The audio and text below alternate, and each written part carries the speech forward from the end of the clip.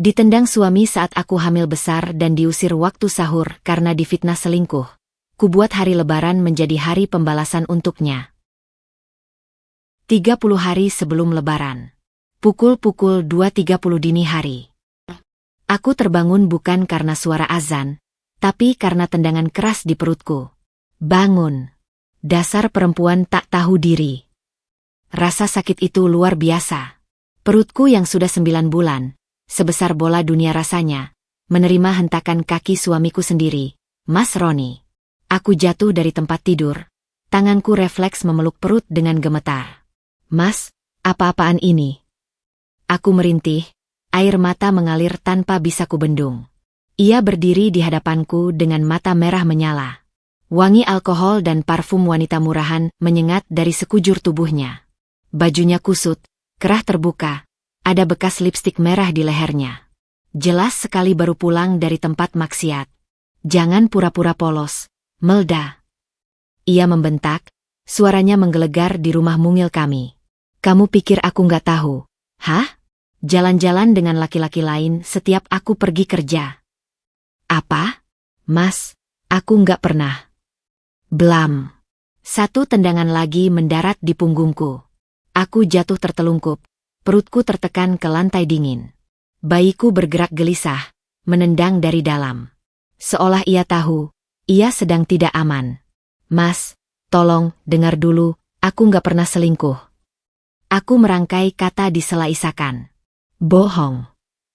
Ia menarik rambutku, memaksaku menatap wajahnya yang penuh kebencian. Semua orang bilang kamu sering pergi malam-malam. Siapa laki-laki itu? Hah? Siapa yang ngehamilin kamu? Itu pasti bukan anakku. Pikiranku kalang kabut. Siapa yang bilang? Aku tak pernah pergi malam-malam. Paling-paling hanya ke warung Bu RT sebelah untuk beli gula atau minyak. Atau ke posyandu untuk periksa kehamilan. Itu pun selalu sore hari, bukan malam. Mas, tolong ingat ini anakmu, kita buat anak ini bersama. Aku berusaha melunakkan hatinya. Ingat malam itu? 7 bulan lalu. Waktu kita baikan setelah bertengkar? Kita bahkan merencanakan nama bayi ini bersama. Ia terdiam sesaat. Ada keraguan di matanya. Tapi pintu kamar tiba-tiba terbuka. Seseorang masuk, wanita. Aku mendongak, dan jantungku serasa berhenti. Lastri. Wanita itu berdiri dengan tangan bersedekap. Senyum sinis mengembang di bibirnya yang dicat merah menor.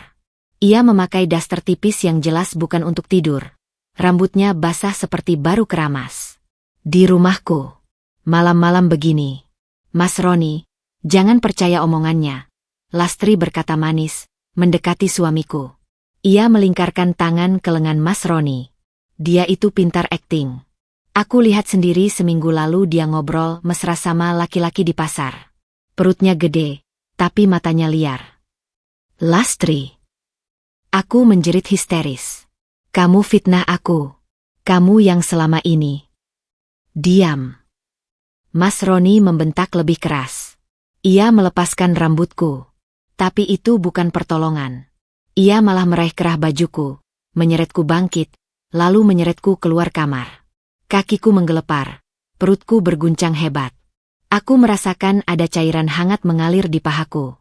Mas, air ketubanku pecah, tolong, bayiku. Aku meronta sekuat tenaga. Tapi ia tak peduli. Pintu rumah dibuka lebar. Dan di hadapan langit malam yang gelap, di hadapan beberapa tetangga yang mulai berdatangan karena suara ribut, ia melemparkanku keluar seperti membuang sampah. Ini istriku. Hamil besar karena selingkuh. Anak haram itu bukan darah dagingku. Teriaknya di hadapan para tetangga yang terperangah. Keluar dari rumahku, perempuan jalang.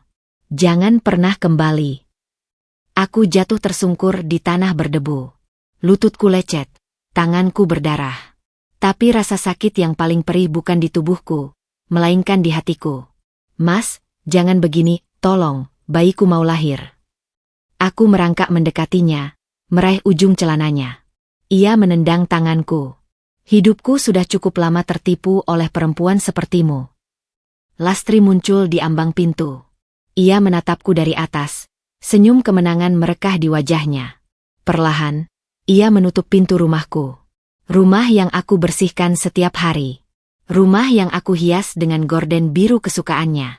Rumah yang aku bayar cicilannya dengan keringatku sendiri dari jualan kue. Bam! Pintu tertutup. Dan aku tergeletak di luar, sendirian. Para tetangga hanya diam mematung. Beberapa berbisik, menunjuk-nunjuk. Tapi tak satu pun berani mendekat. Semua takut pada Mas Roni yang dikenal galak.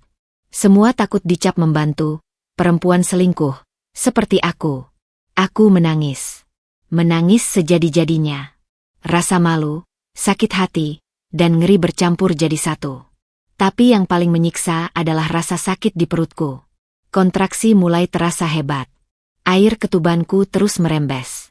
Bayiku, anak yang tak berdosa, akan lahir di sini, di pinggir jalan, diusir ayahnya sendiri.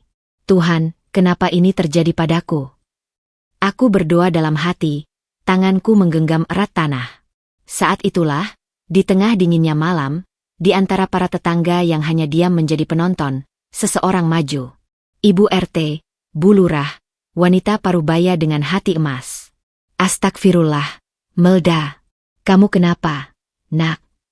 Ia berjongkok di sampingku, langsung memegang perutku yang keras kontraksi. Ini sudah pembukaan. Cepat, siapa yang bantu bawa ke rumah sakit? Tak ada yang bergerak. Semua diam.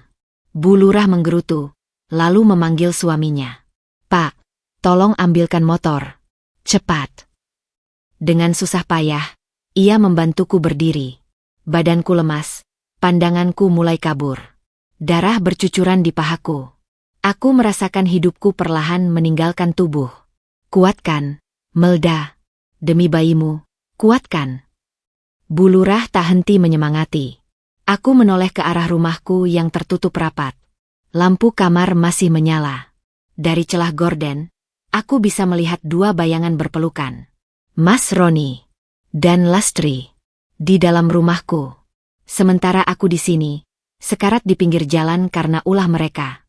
Mas Roni, bisikku dengan sisa tenaga. Suatu hari, kau akan menyesal. Lalu dunia menjadi gelap. Pukul-pukul 3.15 dini hari.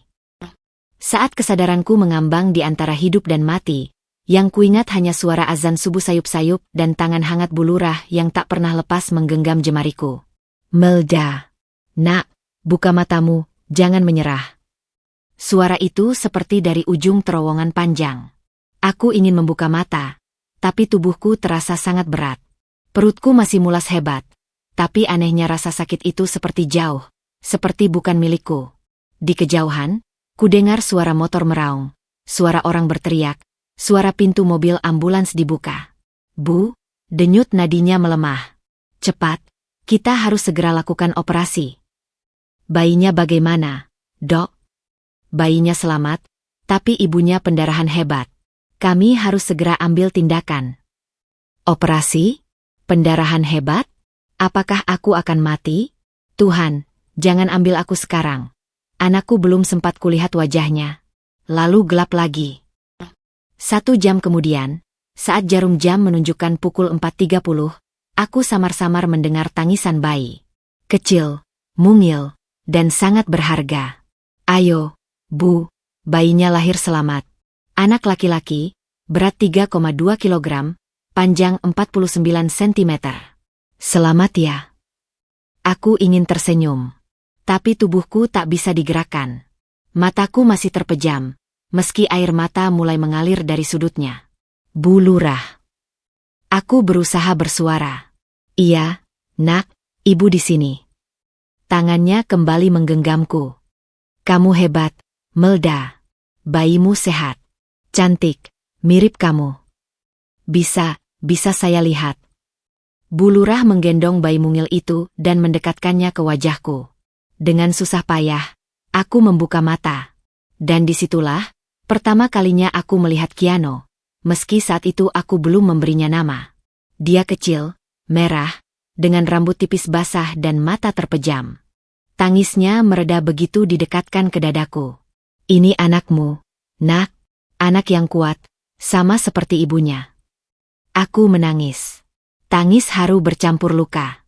Di satu sisi aku sangat bahagia. Di sisi lain, aku sangat hancur. Ayahnya tak ada di sini. Ayahnya bahkan tak tahu, atau tak peduli, kalau anaknya lahir. Mas Roni.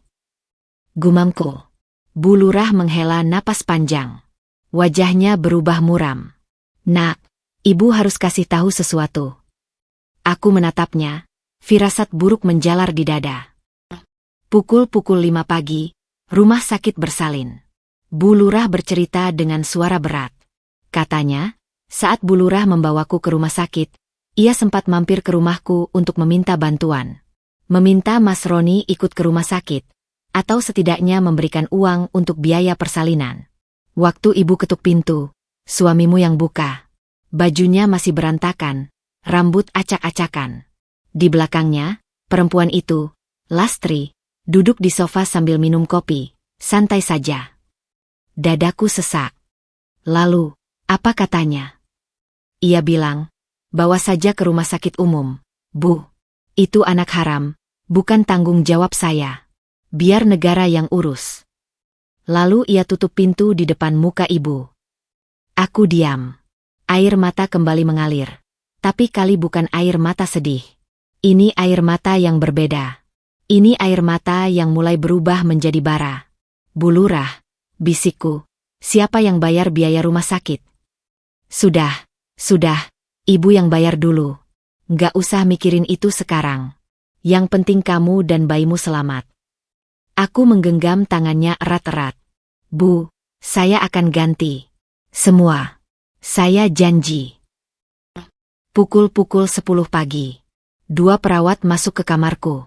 Wajah mereka tegang, canggung. Bu Melda, maaf, kami ada informasi kurang mengenakan. Ada apa? Tanyaku waspada. Beberapa pasien di ruang bersalin lain mengeluh. Mereka tidak mau satu ruangan dengan ibu. Mereka dengar dari mulut ke mulut kalau ibu, selingkuh dan diusir suami. Maaf, Bu, itu bukan dari kami. Tapi dari keluarga pasien lain. Aku terpaku. Fitnah itu sudah menyebar secepat virus. Bahkan di rumah sakit sekalipun, aku tak punya tempat aman. Jadi, tanyaku lirih. Kami harus memindahkan ibu ke ruang isolasi di ujung lorong. Sebenarnya itu ruang karantina, tapi karena kosong, kami pikir lebih baik ibu di sana agar tidak terjadi keributan. Ruang isolasi. Tempat sampah masyarakat. Aku menatap Kiano yang tertidur pulas dalam gendonganku. Ia tak tahu apa-apa. Ia tak tahu dunia sudah menghakimi ibunya, dan secara otomatis menghakimi dirinya juga. Tidak apa-apa, Sus, kataku pelan. Saya terima. Pukul 14 siang. Bu Lurah pulang sebentar untuk mengambil perlengkapan bayiku. Saat ia kembali, ia membawa koper kecil berisi baju-baju yang masih ada bekas rumahku. Dan 1 amplop coklat. Ini, Nak. Waktu ibu ambil barang-barangmu, ibu lihat ini di bawah ranjang. Mungkin penting. Aku membuka amplop itu. Isinya membuat jantungku berdegup kencang. Foto-foto. Banyak foto. Foto Mas Roni dan Lastri sedang berduaan di kafe. Foto mereka berciuman di dalam mobil. Foto mereka masuk hotel bersama. Bahkan ada screenshot chat mesra dengan kata-kata yang membuat mual. Dan yang paling penting, ada stempel tanggal. Semua foto diambil saat aku hamil 7 bulan. Saat itu, Mas Roni sering bilang lembur kerja. Katanya proyek kantor lagi padat. Tapi nyatanya, ia, lembur, di pelukan Lastri. Bu Lurah ini. Aku gemetar. Bu Lurah mendekat, membaca chat itu. Wajahnya merah padam.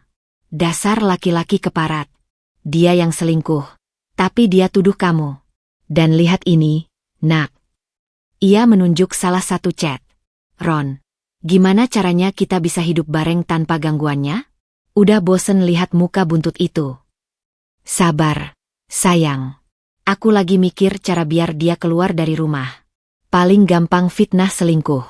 Orang sini gampang percaya omongan. Kapan dong?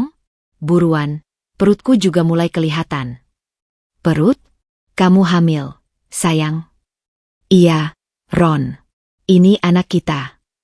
Wah, bagus. Minggu depan kita eksekusi rencananya. Aku tak bisa membaca lebih lanjut. Tanganku gemetar hebat. Mulutku terasa pahit. Jadi ini semua sudah direncanakan? Jadi tendangan itu, fitnah itu, pengusiran itu, semuanya sudah mereka rancang berbulan-bulan sebelumnya? Anjing. Umpatku pertama kalinya dalam hidup. Mereka. Bu Lurah memelukku. Nak, menangislah. Tapi setelah ini, kita pikirkan langkah selanjutnya. Ini bukti. Ini senjata kita. Aku menangis di pelukannya. Tapi di dalam hatiku, ada sesuatu yang berubah. Api mulai menyala. Bukan api kebencian buta, tapi api tekad. Aku akan membuat mereka menyesal. Tapi tidak sekarang. Sekarang, aku harus kuat. Untuk Kiano. Untuk diriku sendiri. Bu Lurah, kataku setelah tangis reda. Tolong simpan ini baik-baik. Dan tolong, bantu saya sembuh. Tentu, nak. Ibu akan jagain kamu. Dan cucu baru ibu ini. Ia tersenyum hangat sambil mengelus pipi Kiano. Malam hari, pukul 21.00. Kamar isolasi di ujung lorong itu sunyi. Hanya ada suara detak monitor dan dengkuran halus Kiano. Aku memandangi langit-langit, memikirkan masa depan. Besok aku akan keluar dari rumah sakit. Tapi aku tak punya rumah untuk pulang. Rumahku kini ditempati suamiku dan selingkuhannya yang sedang hamil anaknya. Kampungku penuh fitnah. Sebagian tetangga sudah menudingku. Tapi Bu Lurah bilang, aku bisa tinggal di rumahnya sementara. Ia punya kamar kosong di belakang. Katanya, ia sudah lama ingin punya anak, tapi tak dikaruniai. Mungkin Tuhan mengirimku dan Kiano untuk mengisi kekosongan itu. Mungkin ini cara Tuhan menjawab doaku, katanya tadi. Aku tak tahu apakah ini jawaban doa atau ujian lain. Tapi satu hal yang kupastikan, aku tak akan menyerah. Aku akan bangkit. Aku akan sukses. Aku akan membuat Kiano bangga padaku kelak. Dan suatu hari, Mas Roni akan melihatku dari kejauhan dan menyesali semua perbuatannya. Tapi itu nanti. Sekarang, tugasku adalah bertahan hidup. Kiano, bisikku pada bayi mungil yang tidur di sampingku. Maafkan Mama belum bisa kasih rumah bagus buat kamu.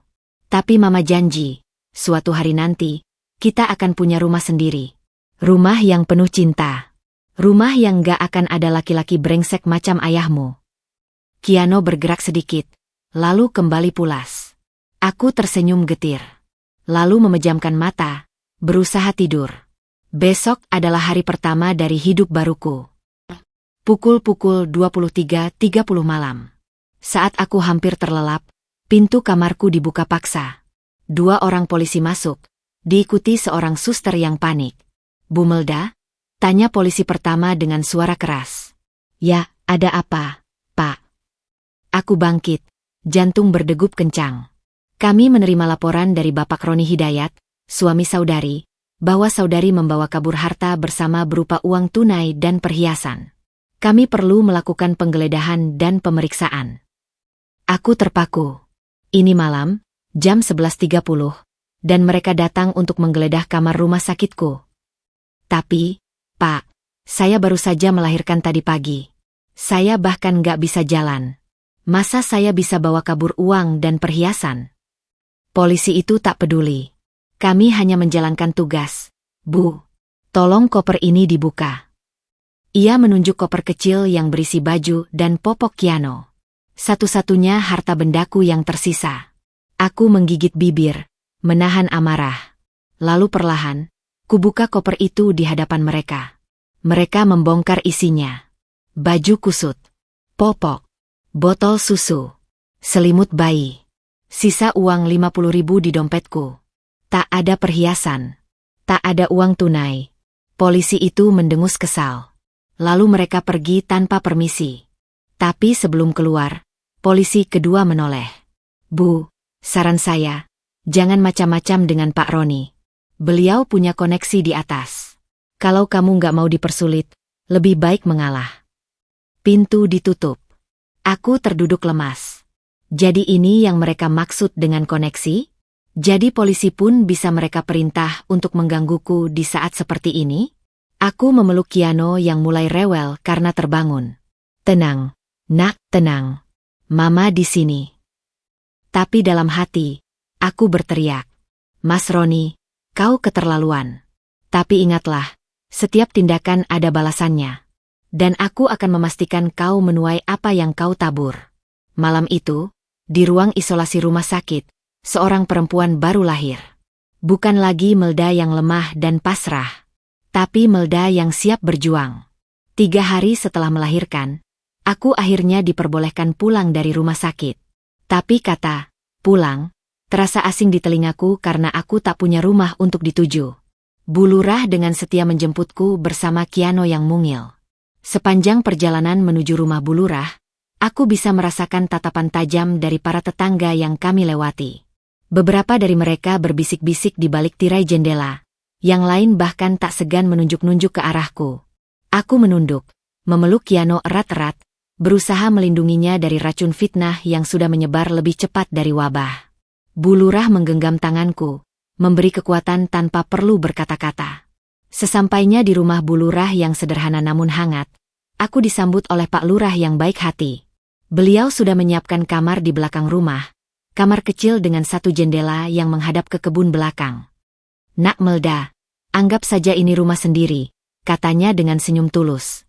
Aku hampir menangis mendengar kebaikan mereka di saat seluruh dunia seolah membelakangiku. Tapi aku tahu, aku tak punya waktu untuk menangis. Aku harus kuat untuk Kiano. Keesokan harinya, ujian pertama dimulai. Aku perlu membeli susu formula karena ASIku belum lancar pasca operasi. Dengan menggendong Kiano, aku memberanikan diri keluar ke warung Bu RT sebelah. Warung itu biasa kusinggahi dulu untuk beli gula atau minyak. Tapi saat melangkahkan kaki masuk, suasana langsung berubah. Bu RT yang biasanya ramah menyapaku, hari itu dia membatu. Matanya menghindar. Pembeli lain yang sedang antre langsung komat kamit, lalu satu persatu keluar tanpa membeli apapun. Bu RT, saya beli susu formula yang ini, kataku sambil menunjuk merek tertentu. Bu RT mengambil susu itu tanpa bicara, meletakkannya di atas meja, menyebutkan harga dengan suara dingin. Saat aku membayar dengan uang pas, ia bahkan tak mengucapkan terima kasih.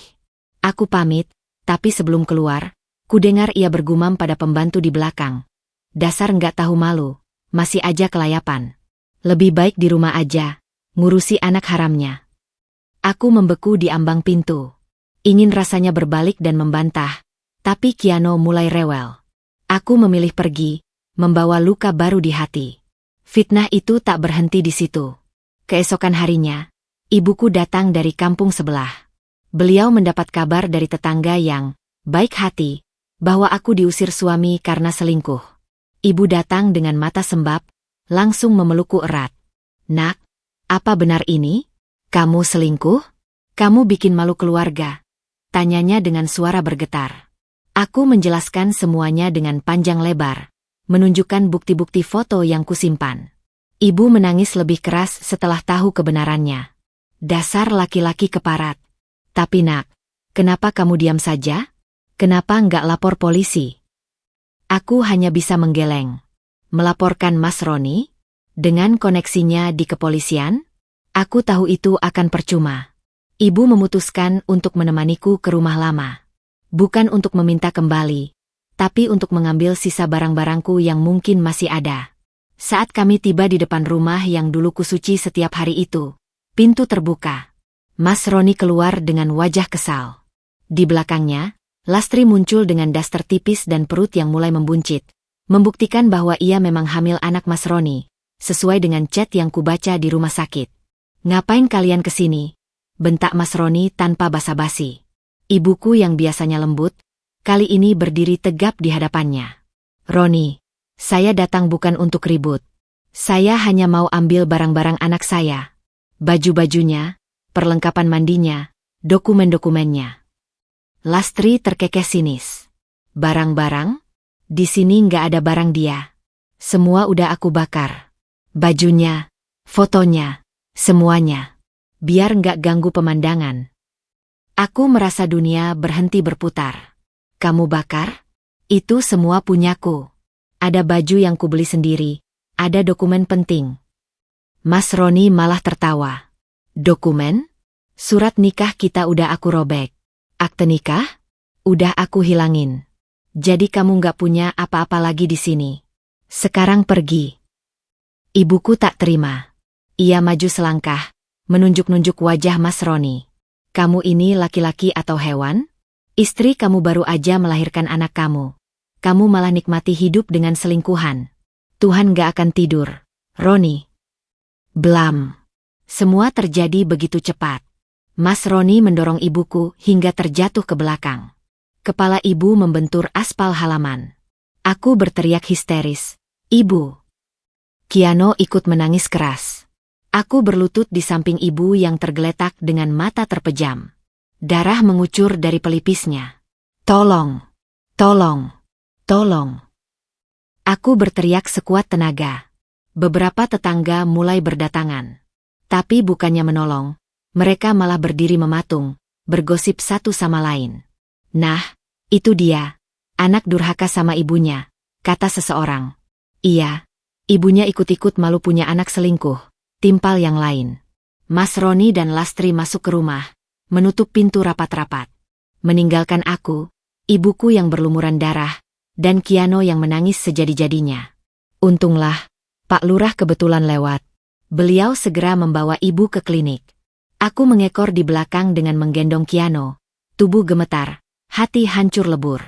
Di klinik, ibu dirawat karena gegar otak ringan. Dokter bilang untung tidak terjadi pendarahan otak. Aku duduk di samping ranjang ibu, menangis tanpa suara. Ibu, maafin Melda, ini semua salah Melda. Isakku. Ibu yang masih lemah menggeleng pelan. Bukan salahmu, nak. Ini salah laki-laki durhaka itu. Tapi ingat, nak, jangan pernah menyerah. Ibu akan bantu kamu. Kita lawan mereka bersama. Malam itu, di ruang tunggu klinik yang sunyi, aku membuat rencana. Aku tak akan tinggal diam. Aku akan mengumpulkan lebih banyak bukti. Aku akan mencari bantuan hukum. Aku akan membuat mereka berdua merasakan apa yang aku rasakan. Perihnya difitnah, sakitnya diusir, hancurnya harga diri. Tapi untuk itu, aku butuh waktu. Dan aku butuh uang. Aku harus bekerja. Aku harus bangkit.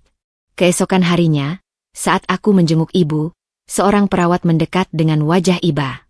Bu Melda, maaf mengganggu. Ada seseorang yang titip surat ini untuk ibu. Aku membuka surat itu dengan tangan gemetar.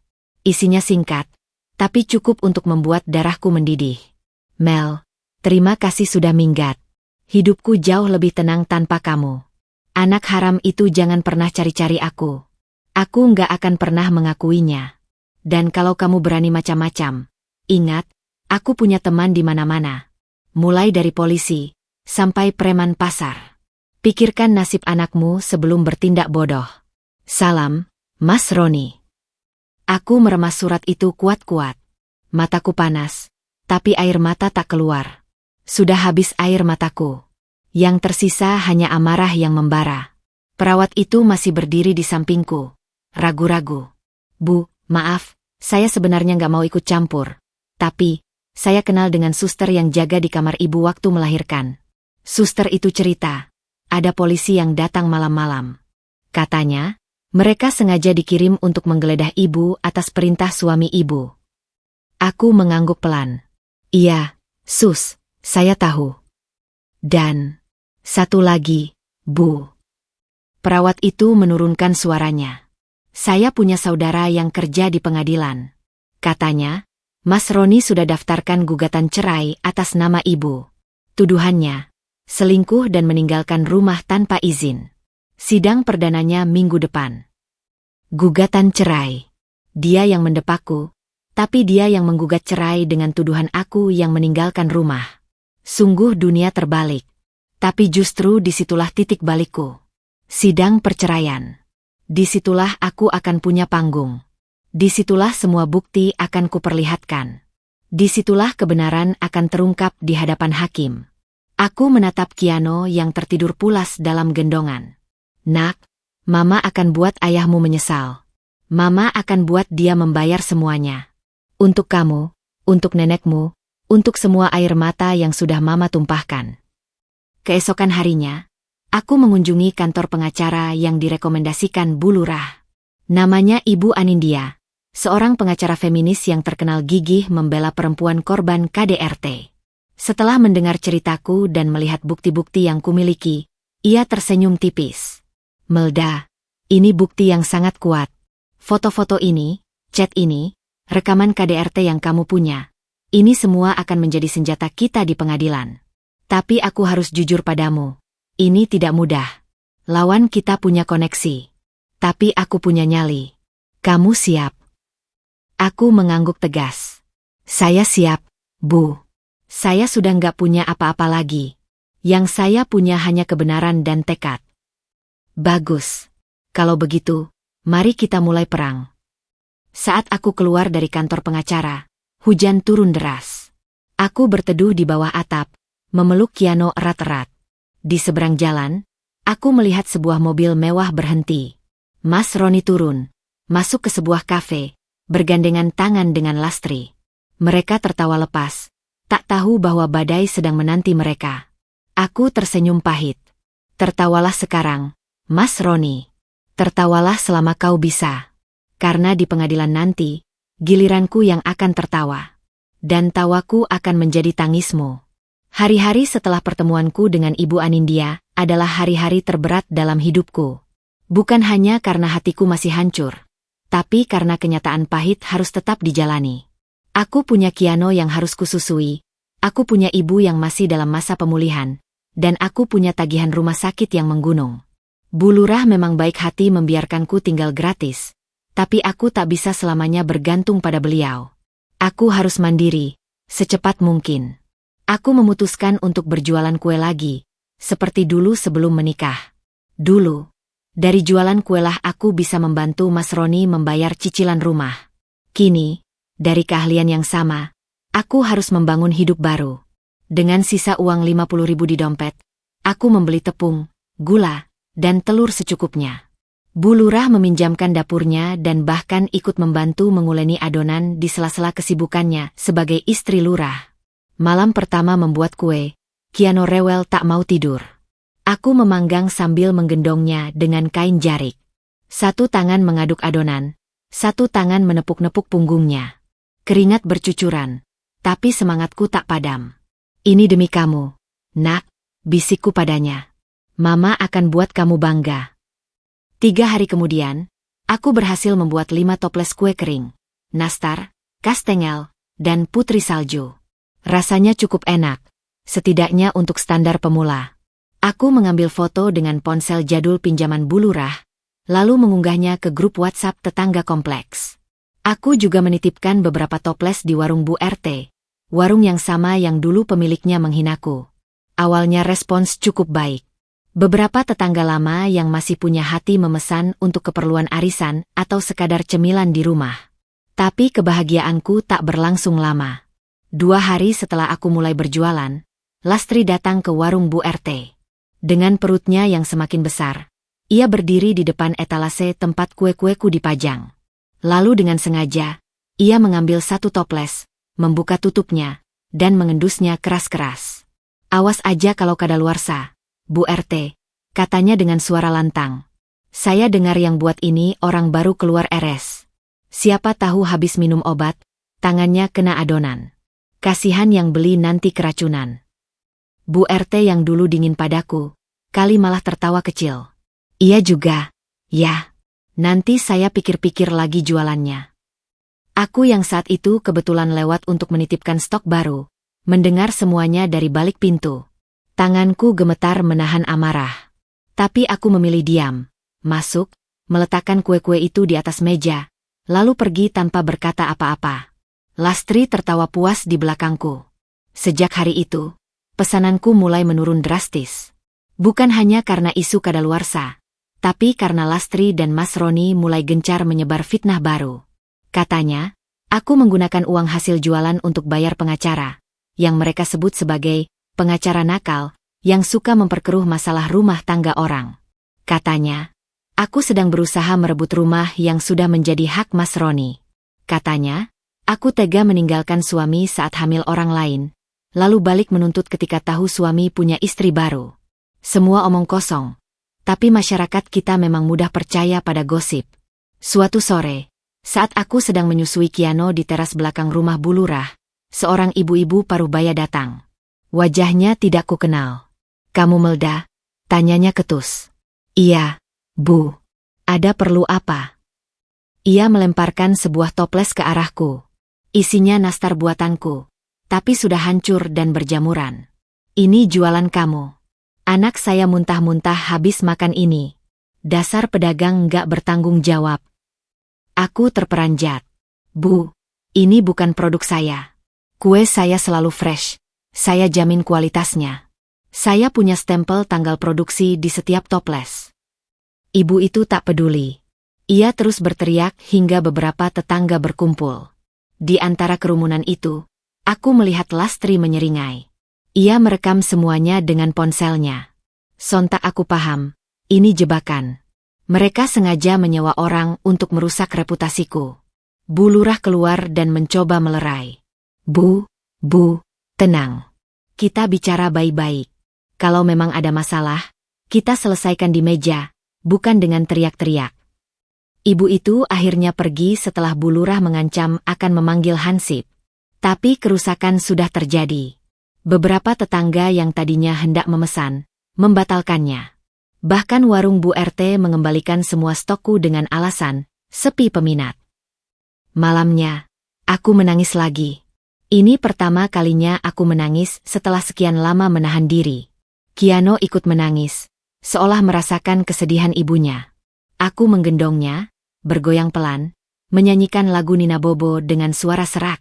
"Kenapa mereka tega? Nak? Kenapa mereka nggak puas-puas nyakitin Mama?"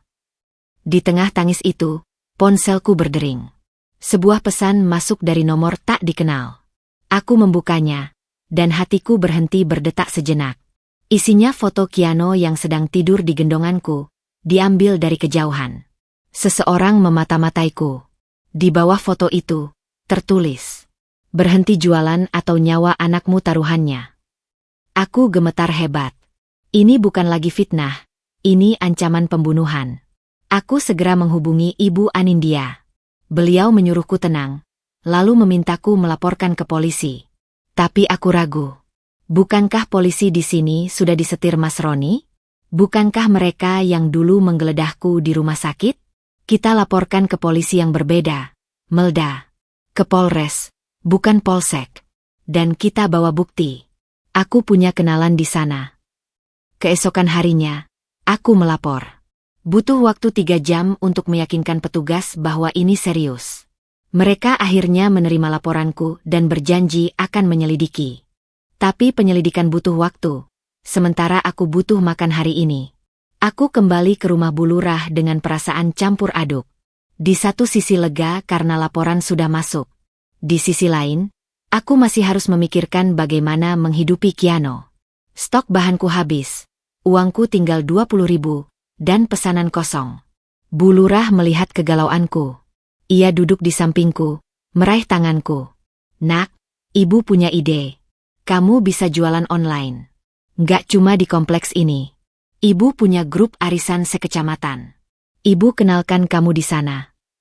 Aku menatapnya dengan mata berkaca-kaca. "Bu, saya sudah merepotkan Ibu terlalu banyak." "Nggak ada istilah merepotkan.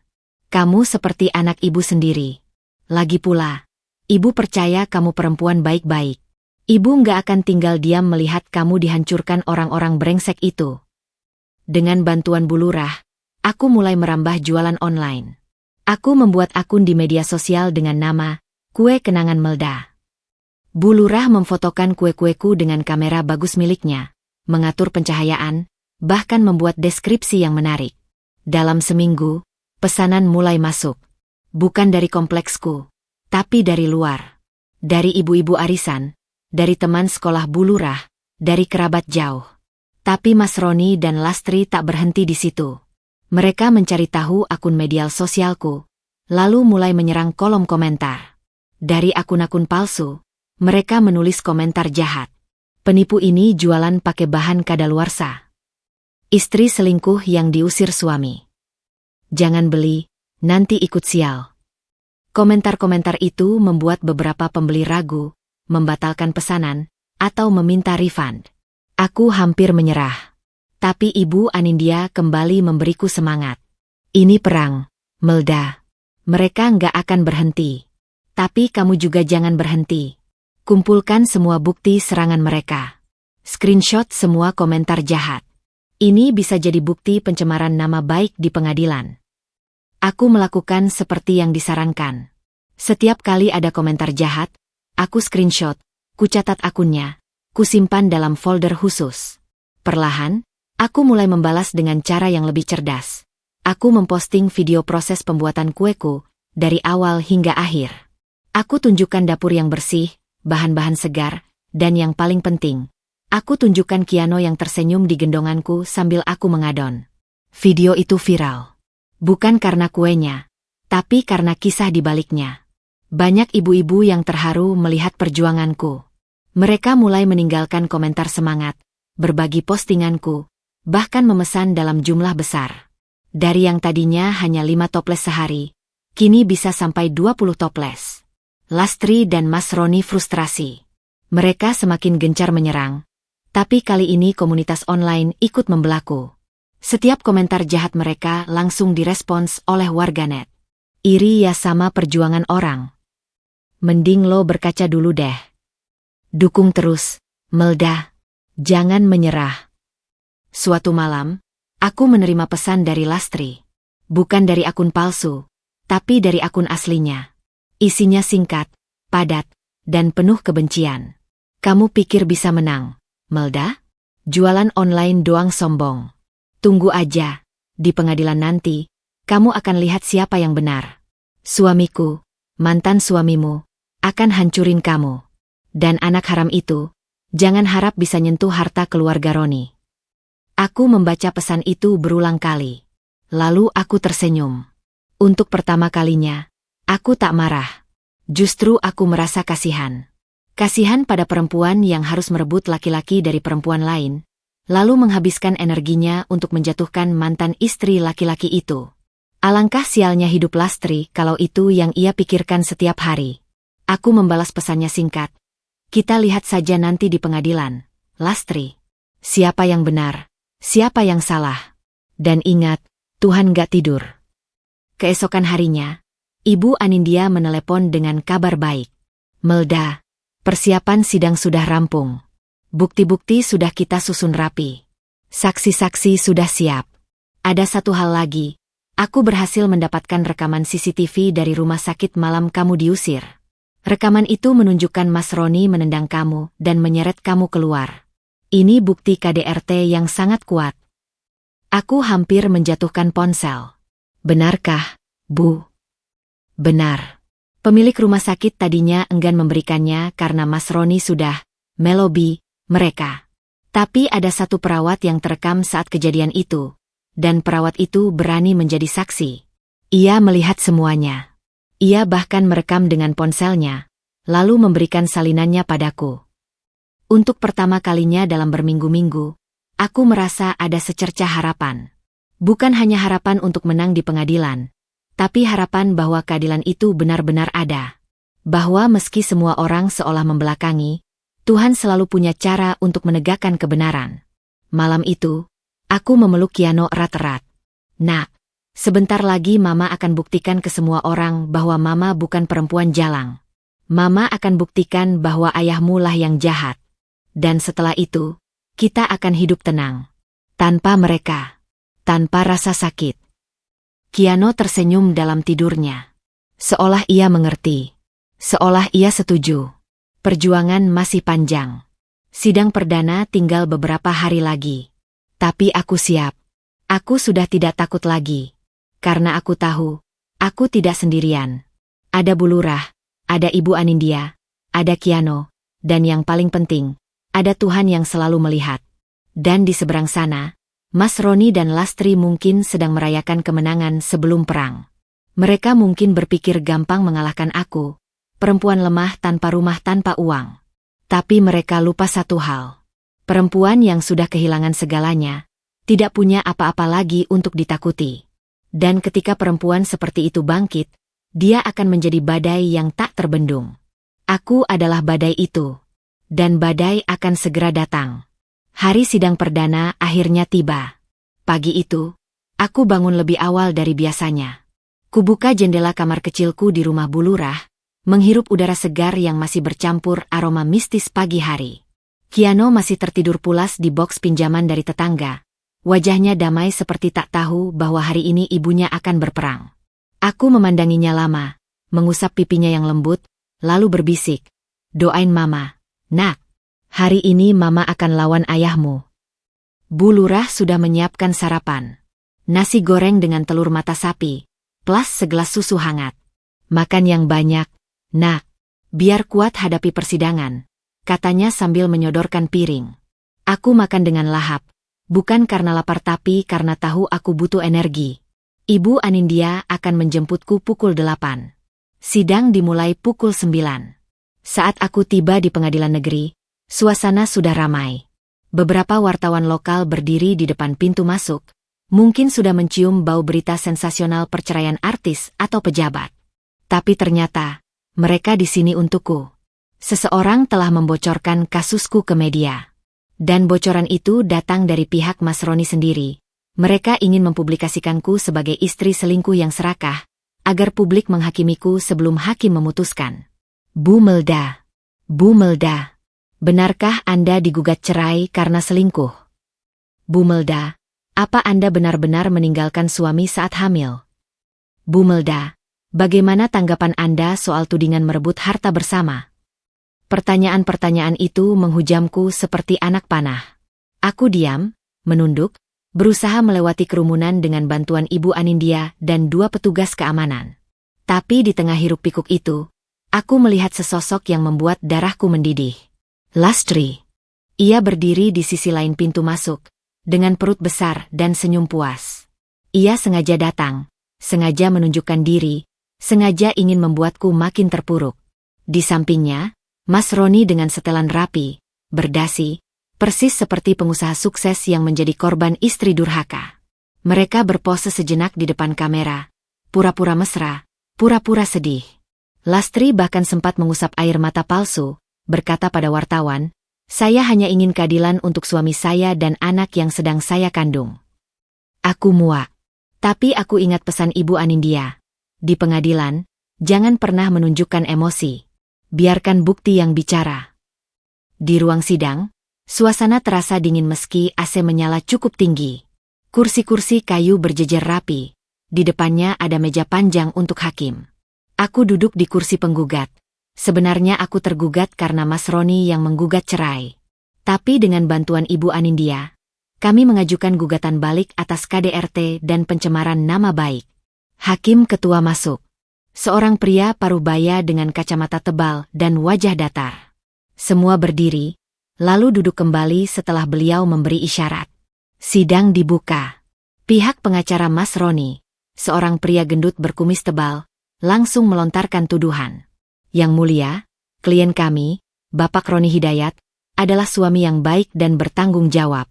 Namun, ia dikhianati oleh istrinya sendiri, Melda, yang berselingkuh dengan laki-laki lain hingga hamil. Buktinya, anak yang dilahirkan tergugat tidak mirip dengan klien kami. Atas dasar perselingkuhan itu, klien kami menggugat cerai dan menuntut hak asuh anak serta penguasaan penuh atas rumah bersama karena tergugat dianggap telah meninggalkan rumah tanpa izin. Aku menggenggam tanganku erat-erat. Ibu Anindya berdiri dengan tenang. Yang mulia, kami menolak seluruh tuduhan tersebut. Justru klien kami, Melda, adalah korban KDRT dan pencemaran nama baik. Suaminya, Roni Hidayat, telah berselingkuh dengan wanita lain bernama Lastri, yang saat ini duduk di ruang sidang, jauh sebelum klien kami melahirkan. Saat hamil 9 bulan, klien kami ditendang dan diusir dari rumah pada malam hari, sehingga nyaris meninggal saat melahirkan. Kami memiliki bukti-bukti kuat, termasuk rekaman CCTV, foto perselingkuhan, chat mesra, dan kesaksian dari tetangga. Ruangan langsung ramai. Wartawan yang diizinkan masuk mencatat dengan cepat. Mas Roni terlihat gelisah di kursinya. Lastri yang semula percaya diri, mulai pucat. Hakim mengetuk palu. Sidang ditunda 30 menit untuk pemeriksaan bukti awal. Saksi pertama dari pihak penggugat, silakan maju. Saksi pertama dari pihak Mas Roni adalah seorang pria yang mengaku sebagai tetanggaku. Ia bersumpah di atas kitab suci, lalu berkata dengan lancar, "Saya sering melihat Bu Melda keluar malam-malam, Yang Mulia. Kadang jam 9, kadang jam 10. Saya curiga ia bertemu laki-laki lain." Ibu Anindya segera menyerang balik. "Saksi, apa Anda yakin melihat Bu Melda keluar malam? Bisa sebutkan tanggal pastinya?" Saksi itu ragu. Saya lupa tanggal pastinya, Yang Mulia." "Lupa? Tapi Anda ingat jamnya? Apakah Anda punya bukti foto atau video?" "Tidak ada, Yang Mulia. Saya hanya melihat sekilas." Saksi, apakah Anda tahu bahwa klien kami selama hamil besar hampir tidak bisa berjalan jauh karena sakit pinggang dan kontraksi palsu? Apakah masuk akal ia keluar malam-malam dalam kondisi seperti itu?" Saksi itu terbata-bata. Saya hanya melaporkan apa yang saya lihat." Hakim mengangguk, mencatat sesuatu. Saksi pertama mundur dengan wajah merah padam. Saksi kedua dari pihak Mas Roni lebih parah lagi. Seorang perempuan parubaya yang mengaku sebagai teman Lastri. Ia bersaksi bahwa ia melihatku berduaan dengan laki-laki di pasar. Tapi saat ditanya ciri-ciri laki-laki itu, ia hanya bisa bilang, "Ya, laki-laki biasa, Yang Mulia. Pakai baju koko." Ibu Anindya tersenyum sinis. "Saksi, apakah Anda sadar bahwa di pasar banyak sekali laki-laki berbaju koko? Apa yang membuat Anda yakin laki-laki itu adalah selingkuhan klien kami? Apa mereka berpegangan tangan? Berciuman? Atau hanya sekadar belanja berdampingan?" Saksi itu tak bisa menjawab. Ia hanya mengulang-ulang, "Saya yakin, Yang Mulia. Perempuan hamil yang jalan sama laki-laki lain, pasti ada maksudnya." Ruangan sidang berbisik-bisik. Bahkan hakim terlihat geli dengan jawaban mengada-ada itu. Setelah dua saksi yang lemah, giliran pihakku menghadirkan saksi pertama, Bu Lurah. Bu Lurah maju dengan tegap, sumpah diucapkan dengan suara lantang. Lalu ia bercerita. Dari awal ia menemukanku tergeletak di pinggir jalan dengan pakaian basah kuyup, berlumuran darah, kontraksi hebat. Ia cerita bagaimana ia mengetuk pintu rumah Mas Roni minta tolong, tapi malah diusir. Ia cerita bagaimana Mas Roni berkata, "Bawa saja ke rumah sakit umum, itu anak haram bukan tanggung jawab saya." "Yang Mulia," kata Bu Lurah dengan mata berkaca-kaca, "saya melihat sendiri perut Bu Melda ditendang suaminya. Saya mendengar sendiri teriakannya minta tolong. Dan saya melihat sendiri perempuan itu, Lastri, berdiri di depan pintu sambil tersenyum saat Bu Melda diusir. Ini bukan sekadar perceraian biasa, ini kejahatan." Hakim menatap Mas Roni tajam. "Terdakwa, maksud saya tergugat, apa tanggapan Anda?" Mas Roni berdiri, pura-pura tenang. "Itu semua fitnah, Yang Mulia. Bu Lurah ini teman dekat mantan istri saya. Pasti beliau berpihak." Tapi Ibu Anindya tak tinggal diam. "Yang Mulia, kami memiliki bukti rekaman CCTV dari rumah sakit yang menunjukkan dengan jelas adegan penganiayaan tersebut. Juga chat antara Roni dan Lastri yang merencanakan fitnah ini jauh-jauh hari. Kami mohon bukti ini diperiksa." Hakim memerintahkan agar rekaman diputar. Layar di ruang sidang menyala.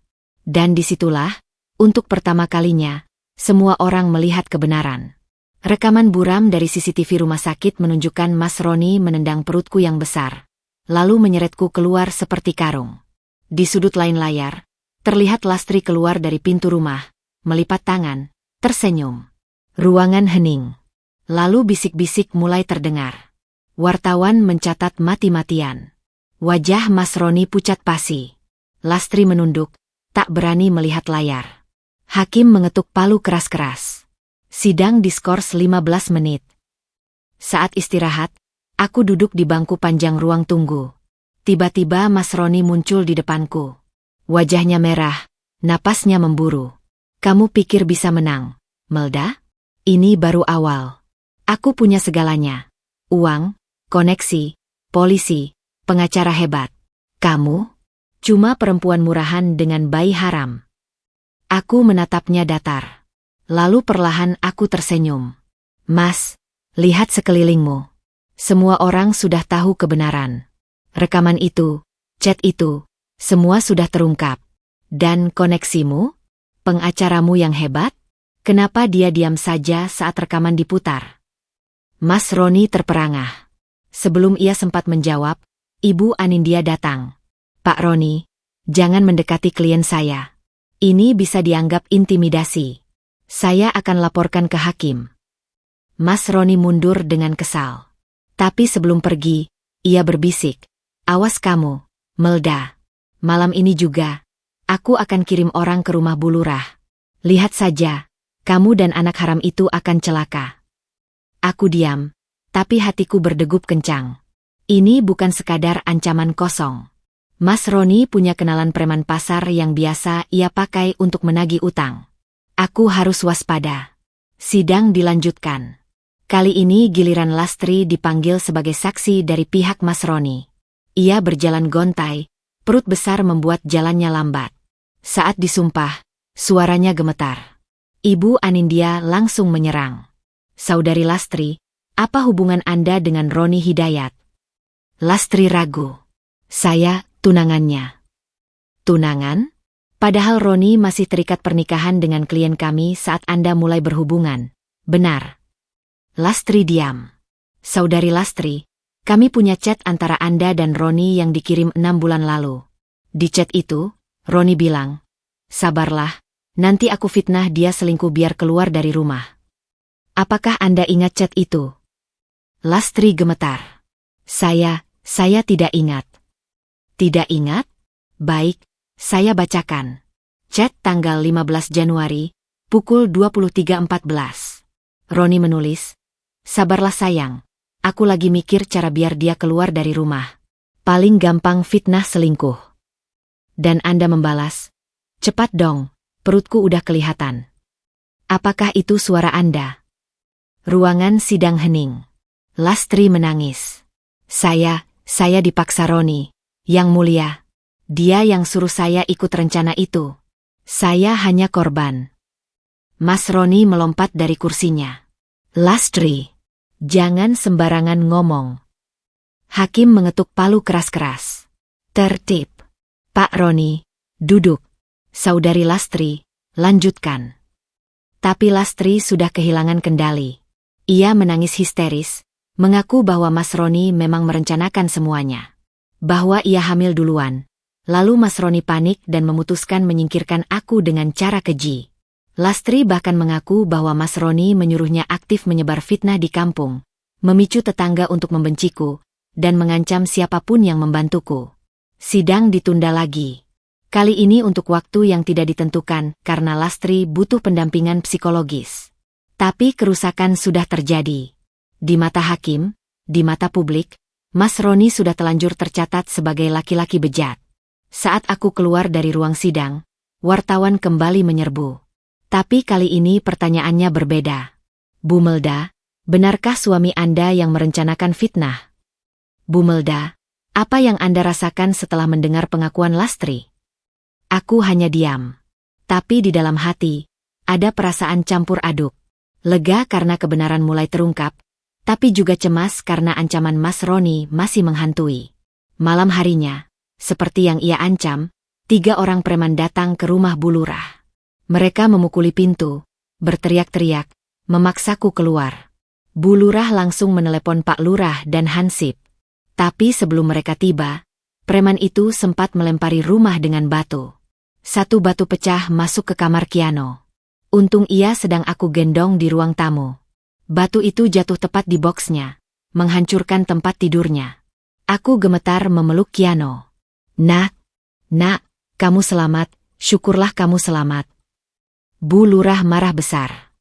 Ini sudah kelewatan. Besok kita lapor polisi. Bukan polsek biasa, tapi Polres. Dan kita minta perlindungan. Keesokan harinya, Ibu Anindya mengajukan permohonan perlindungan saksi dan korban ke pengadilan.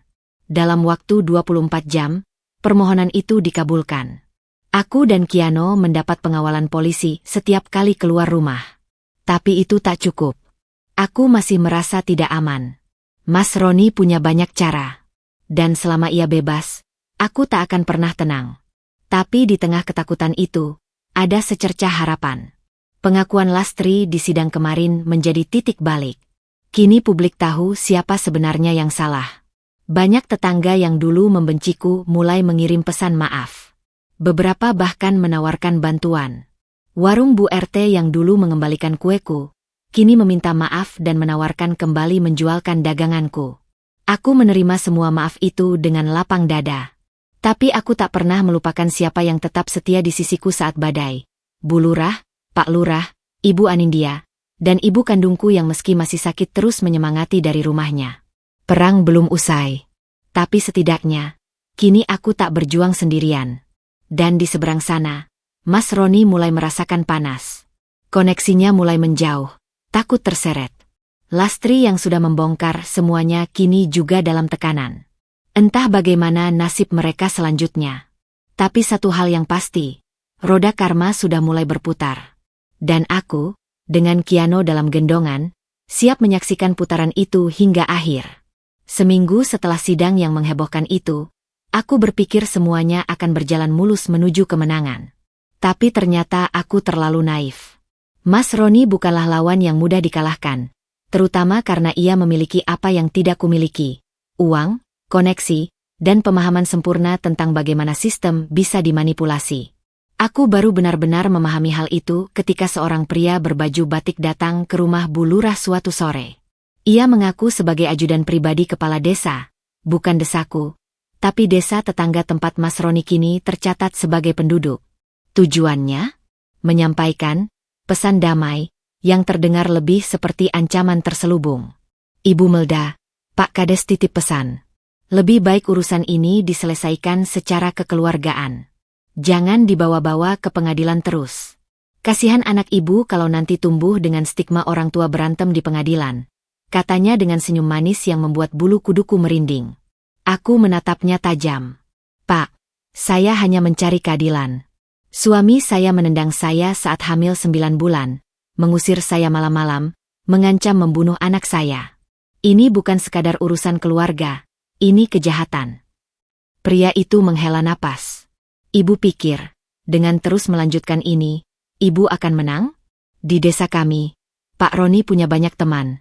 Di kecamatan, di kabupaten, bahkan sampai ke tingkat provinsi. Jangan sampai ibu malah celaka sendiri. Bu Lurah yang sedari tadi diam, langsung angkat bicara. Pak, saya istri lurah sini. Saya kenal baik dengan Pak Camat, bahkan dengan Bupati. Jangan coba-coba mengancam warga saya. Pria itu tersenyum sinis. Bu Lurah, saya tidak mengancam. Saya hanya memberitahu realita. Terserah ibu mau dengar atau tidak. Ia lalu pergi, meninggalkan kami berdua dengan perasaan tidak enak. Malamnya, Ibu Anindya menelepon dengan kabar buruk. Melda, kita punya masalah. Saksi kunci kita, perawat yang merekam kejadian di rumah sakit, tiba-tiba menarik diri. Ia bilang diancam akan dipecat kalau tetap bersaksi. Dan saudara sepupumu yang tinggal di kampung sebelah, yang tadinya mau jadi saksi soal fitnah yang disebar Lastri, juga mundur. Mereka takut. Dadaku sesak. Jadi bagaimana, Bu? Kita kehilangan saksi. Belum. Kita masih punya Bu Lurah dan beberapa tetangga yang berani. Tapi ini tanda bahwa tekanan dari pihak lawan sangat kuat. Mereka menggunakan jaringan kekuasaan untuk membungkam siapapun yang berani melawan Mas Roni. Keesokan harinya, aku mendapat kejutan lain. Saat aku pergi ke pasar untuk membeli bahan kue, para pedagang yang biasanya ramah tiba-tiba menghindar. Beberapa bahkan menutup kios saat melihatku datang. Seorang pedagang sayur yang biasa kuajak ngobrol, berbisik pelan. Bu Melda, maaf, saya nggak bisa jualan ke ibu lagi. Ada premen yang bilang, kalau ketahuan jualan sama ibu, kios saya akan dibakar. Aku terpaku. Ini bukan lagi sekadar fitnah, ini teror ekonomi. Mereka ingin membuatku tidak bisa bertahan hidup, agar aku menyerah dan cabut gugatan. Tapi mereka lupa satu hal. Aku bukan Melda yang dulu. Aku sudah melalui terlalu banyak untuk menyerah sekarang. Dengan sisa uang seadanya, aku tetap membeli bahan dari pedagang di pinggir pasar yang tidak terintimidasi. Aku membuat kue di dapur Bu Lurah dengan lebih giat. Dan aku mulai menjualnya tidak hanya di kompleks, tapi ke kantor-kantor, ke sekolah-sekolah, kemanapun aku bisa mengirim. Bu Lurah meminjamkan motor tuanya. Dan setiap pagi aku keliling mengantarkan pesanan sambil menggendong Kiano yang digendong dengan kain jarik. Perlahan, pesanan mulai masuk lagi. Tapi masalah baru datang. Suatu malam, saat aku sedang mengemas kue untuk pesanan besok, ponselku berdering. Nomor asing. Aku angkat, dan suara di seberang membuat jantungku berhenti. Bu Melda, saya dari Polsek. Ada laporan bahwa ibu melakukan penipuan berkedok jualan kue. Kami perlu ibu datang untuk klarifikasi. Penipuan? Laporan siapa? Dari beberapa pembeli yang mengaku dirugikan. Ibu harus datang besok jam 9 pagi. Kalau tidak, kami akan menjemput paksa. Aku mati-matian berpikir. Ini pasti ulah Mas Roni lagi.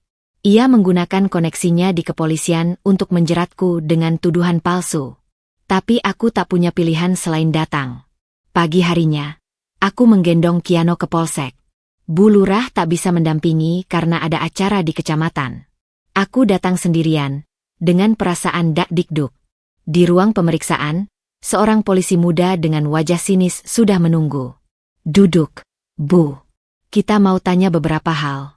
Aku duduk, Kiano mulai rewel. Aku menggendongnya sambil berusaha tenang. Ada laporan dari beberapa orang yang mengaku membeli kue ibu.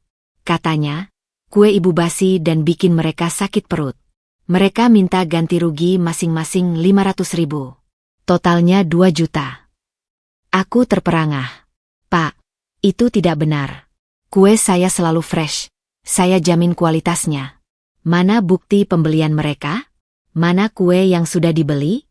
Saya minta dicek. Polisi itu mengangkat bahu. Katanya sudah dibuang. Tapi mereka punya saksi. Saksi melihat ibu membeli bahan kadaluarsa di pasar. Pak, itu fitnah. Ini pasti suruhan mantan suami saya, Mas Roni. Ia ingin menjatuhkan saya. Polisi itu tersenyum sinis. Bu, jangan main tuduh. Mantan suami ibu adalah orang baik. Kenalan saya juga. Saya nggak percaya dia tega melakukan itu. Aku sadar.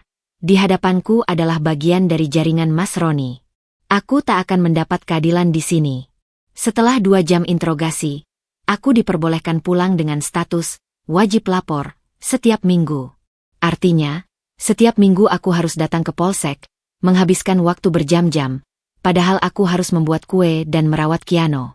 Ini adalah bentuk lain dari tekanan, membuatku kehilangan waktu produktif. Tapi aku tak menyerah. Setiap minggu aku datang, menggendong Kiano, menjalani interogasi yang sama dengan pertanyaan yang sama. Dan setiap minggu, aku melihat polisi itu semakin kesal karena aku tak pernah mengaku dan tak pernah menangis di hadapannya. Di luar Polsek, aku mulai mengumpulkan bukti baru. Setiap kali ada pembeli yang melapor ke polisi atas hasutan Mas Roni, aku cari tahu identitasnya. Ternyata kebanyakan adalah orang-orang yang sama sekali tidak pernah membeli kueku. Mereka adalah teman-teman Lastri atau preman suruhan Mas Roni. Aku ambil foto mereka, kucatat nama mereka, dan kukirimkan pada Ibu Anindya. Di pengadilan, kami mulai menyusun strategi baru. Ibu Anindya mengajukan gugatan balik atas pencemaran nama baik dan pemerasan terhadap Mas Roni dan kawan-kawannya. Kami juga mengajukan permohonan agar kasus ini dinaikkan ke pengadilan tinggi karena dugaan intervensi dari kepolisian setempat. Tantangan terbesar datang dari arah tak terduga, keluargaku sendiri. Ibuku yang masih dalam masa pemulihan, didatangi oleh seseorang yang mengaku sebagai utusan keluarga besar Mas Roni. Orang itu membawa amplop tebal berisi uang, dan pesan agar ibuku membujukku mencabut gugatan. Ibuku, perempuan sederhana yang tak pernah memegang uang sebanyak itu, hampir tergoda. Tapi ingat akan penderitaanku, ia mengembalikan amplop itu dengan tegas. Apapun yang terjadi, saya akan tetap di sisi anak saya, katanya pada utusan itu. Tapi tekanan tak berhenti di situ. Minggu berikutnya, rumah kontrakan ibuku didatangi preman. Mereka melempari rumah dengan batu, memecahkan kaca jendela. Ibuku ketakutan setengah mati. Aku segera menjemputnya dan membawanya tinggal bersama di rumah Bu Lurah. Rumah mungil di belakang itu kini dihuni oleh 3 generasi. Aku, Kiano, dan ibuku. Bu Lurah tak pernah mengeluh. Rumahnya yang sederhana semakin penuh, tapi hatinya semakin lapang. Semakin banyak penghuni, semakin rame, semakin berkah, katanya selalu. Di tengah semua tekanan, aku justru menemukan kekuatan baru. Setiap pagi, saat aku membuat kue dengan ibu dan Bu Lurah, sambil menggendong Kiano yang tertidur di gendongan, aku merasa damai. Aku merasa dicintai. Aku merasa tidak sendirian. Dan di seberang sana, aku mendapat kabar bahwa jaringan kekuasaan Mas Roni mulai retak. Lastri, yang sudah terlanjur buka suara di sidang, kini menjadi beban bagi Mas Roni. Ia terus-menerus diancam, dimaki, bahkan katanya pernah dipukul saat sedang hamil besar. Lastri mulai berpikir ulang tentang pilihannya. Ia mulai menyadari bahwa ia hanya alat, bukan pasangan yang dicintai. Sementara itu, koneksi Mas Roni di pemerintahan mulai menjauh. Mereka takut kasus ini semakin besar dan menarik perhatian media nasional. Beberapa pejabat yang tadinya membela, kini diam-diam menghubungi Ibu Anindya menawarkan bantuan, asal nama mereka tidak disebut. Aku tersenyum pahit. Inilah Indonesia. Keadilan memang butuh perjuangan ekstra. Tapi setidaknya, kini aku punya peta. Aku tahu siapa lawanku, aku tahu kekuatan mereka, dan aku tahu kelemahan mereka. Satu hal yang pasti, aku tak akan mundur. Bahkan jika seluruh dunia bersekongkol melawanku, aku akan tetap berdiri.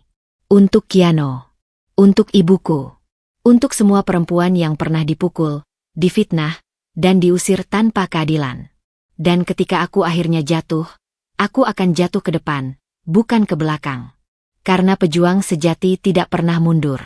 Tekanan yang terus-menerus dari berbagai arah justru membuatku semakin cerdas. Aku sadar bahwa melawan Mas Roni tidak bisa hanya dengan mengandalkan emosi dan air mata. Aku butuh strategi, butuh rencana matang, butuh senjata yang lebih tajam dari sekadar kebenaran. Aku butuh bukti yang tak terbantahkan dan dukungan dari orang-orang yang memiliki pengaruh lebih besar dari jaringan kekuasaannya. Malam itu, setelah Kiano tertidur pulas, aku duduk di ruang tamu kecil rumah Bu Lurah bersama Ibu Anindya. Ibuku ikut hadir. Begitu juga Bu Lurah. Kami membentuk semacam tim sukses untuk menghancurkan Mas Roni, bukan dengan kekerasan, tapi dengan hukum dan strategi yang cerdas.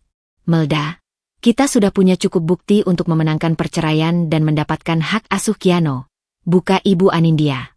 Tapi kalau kita hanya berhenti di situ, Mas Roni masih bebas berkeliaran, masih punya uang, masih punya koneksi, dan masih bisa menyakitimu kapan saja. Kita harus menghancurkannya secara total. Aku mengangguk mantap. Saya setuju, Bu. Saya ingin dia merasakan apa yang saya rasakan. Kehilangan segalanya dalam sekejap. Ibu Anindya mengeluarkan map tebal dari tasnya. Ini adalah rencana kita. Ada beberapa jalur yang bisa kita tempuh. Pertama, jalur pidana atas KDRT dan percobaan pembunuhan. Kedua, jalur perdata atas penguasaan harta bersama secara sepihak. Ketiga, jalur pencemaran nama baik dan fitnah berantai.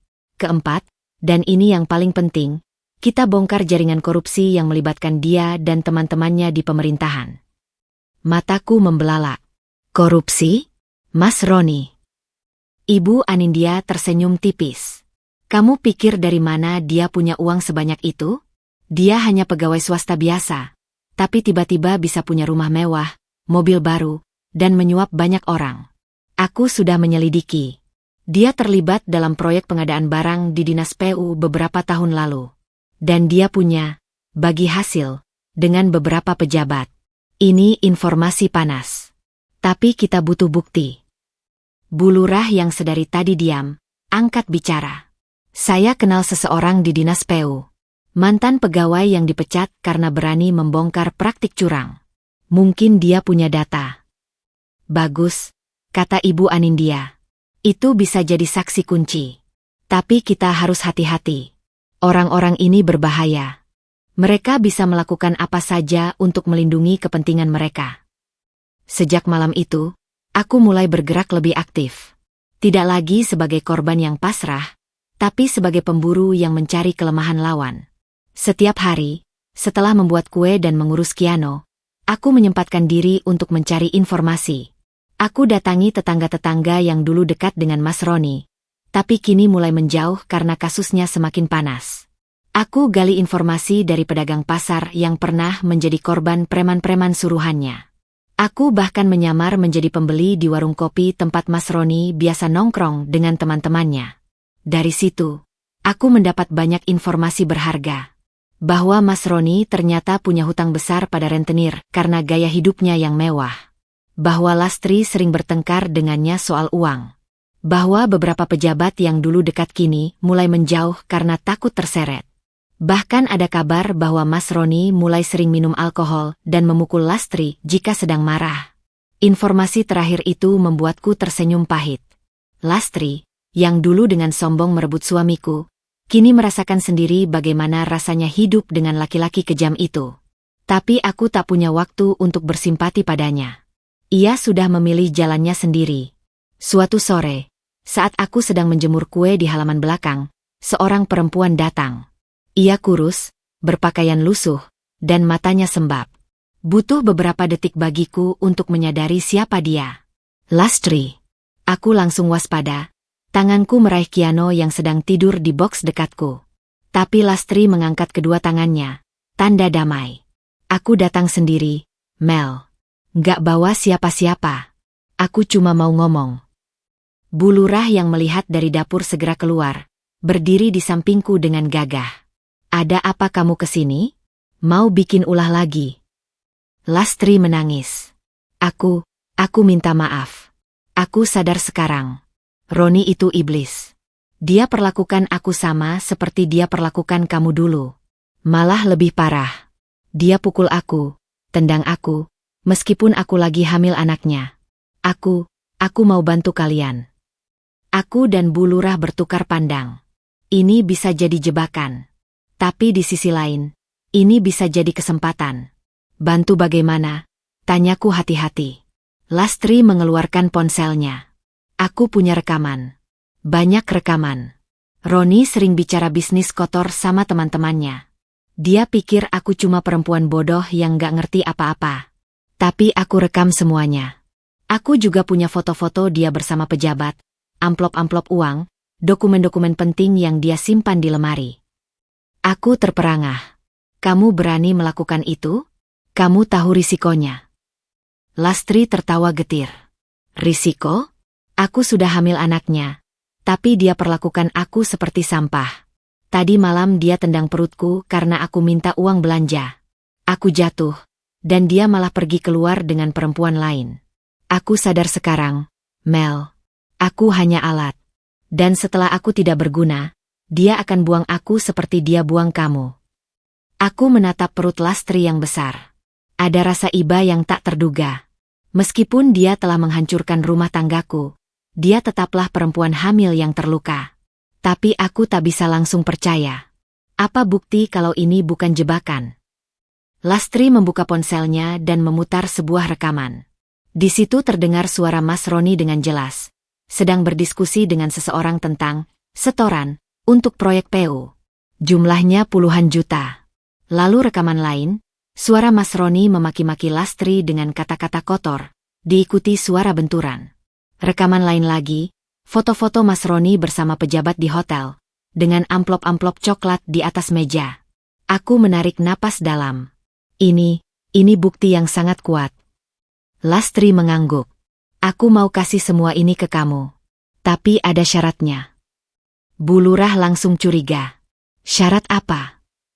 Lindungi aku. Aku nggak punya tempat tinggal. Keluargaku sudah usir aku karena malu.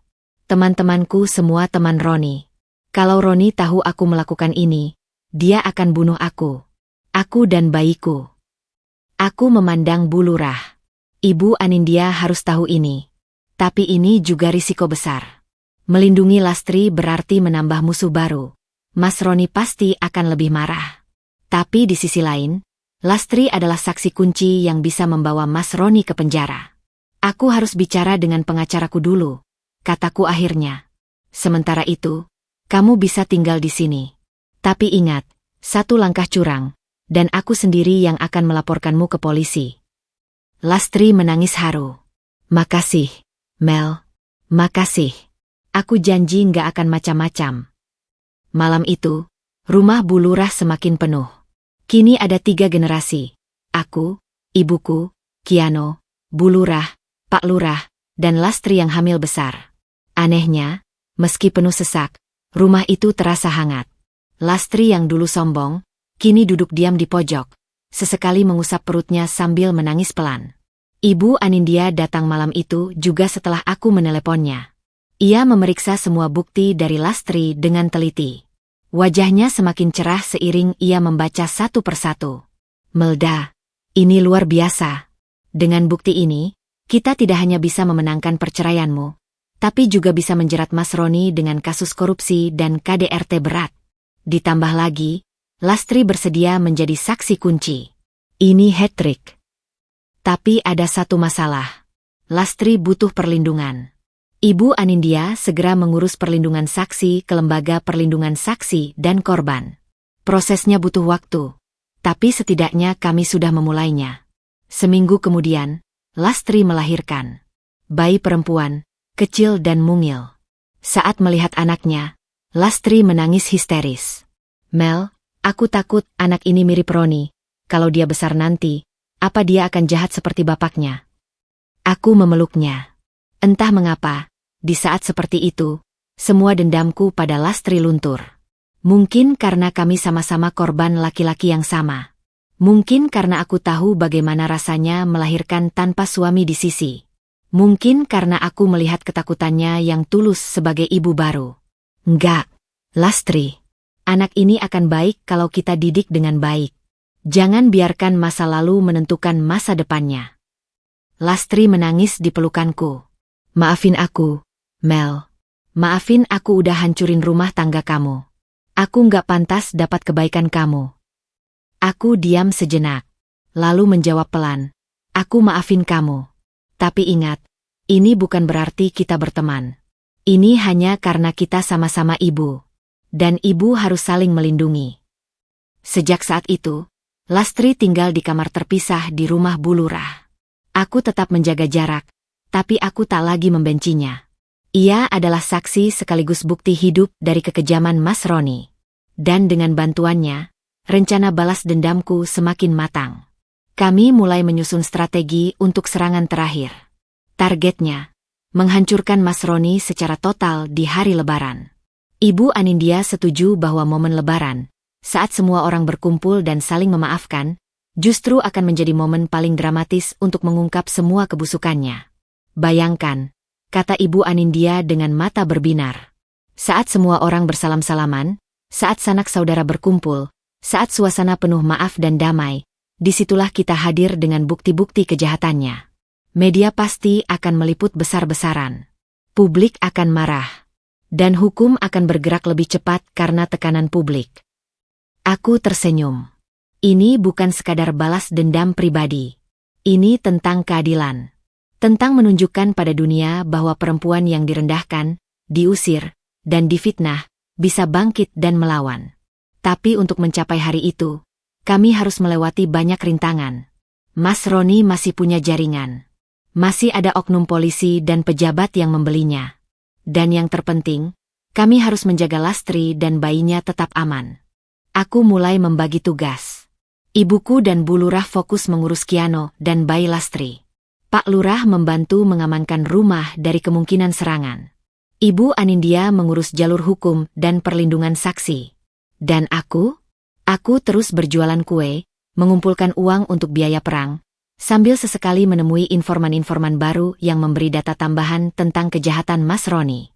Perlahan tapi pasti, jaring mulai mengencang di sekitar Mas Roni. Ia mungkin tidak sadar, tapi setiap langkahnya kini kami pantau. Setiap orang yang ia temui, kami catat. Setiap ancaman yang ia luncurkan, kami kumpulkan sebagai bukti tambahan. Hari Lebaran semakin dekat. Dan aku semakin siap. Di kamar kecilku, aku sering berdiri di depan cermin, menatap bayanganku sendiri. Dulu, aku adalah perempuan lemah yang menangis saat ditendang. Kini, aku adalah pejuang yang siap bertarung. Aku bukan lagi Melda korban. Aku adalah Melda sang pembalas. Tapi pembalasan ini bukan dengan kekerasan. Ini dengan keadilan. Dengan hukum. Dengan kebenaran yang selama ini tertutup fitnah. Dan saat hari itu tiba, semua orang akan tahu siapa sebenarnya Mas Roni. Semua orang akan tahu bahwa aku bukan perempuan jalang seperti yang ia fitnah. Semua orang akan melihat dengan mata kepala sendiri bagaimana seorang laki-laki bisa jatuh karena keserakahannya sendiri.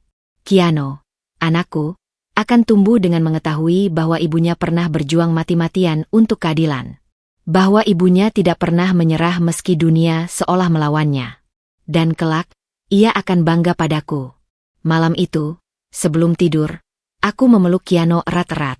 Sebentar lagi, nak, sebentar lagi semua selesai. Setelah itu, kita akan hidup tenang. Mama janji. Kiano tersenyum dalam tidurnya, seolah mengerti. Dan di luar sana, di rumah mewah yang dulu kusuci dengan cinta, Mas Roni mungkin sedang tertidur pulas, tanpa sadar bahwa badai sedang mengintai di ujung fajar. Biarkan ia tidur. Biarkan ia bermimpi indah.